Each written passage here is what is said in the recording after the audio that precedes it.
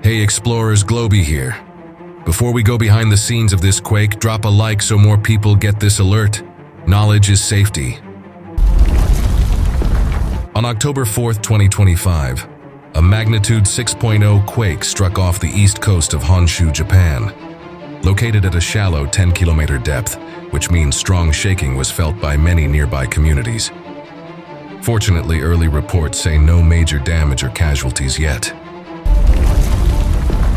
Japan sits on the Pacific Ring of Fire, so quakes of this magnitude are frequent, but each one teaches something.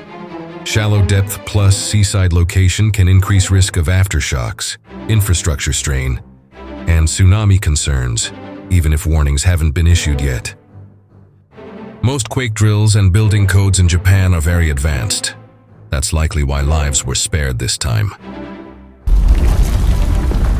The role of ground composition.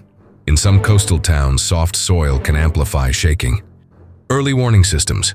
Japan's alerts tend to reach people before the tremor, but not every area has full coverage. Community readiness, local shelters, emergency kits, personal planning. These are what save lives, more than just technology. Infrastructure resilience.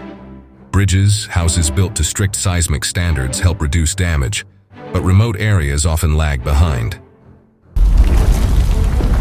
Stay tuned for aftershocks. These can sometimes be almost as strong. Check local emergency broadcasts if you're in affected areas.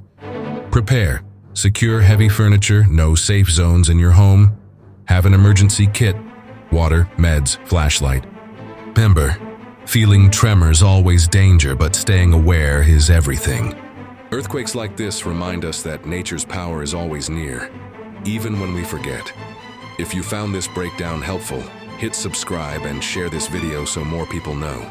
Globey out. Stay safe, stay curious.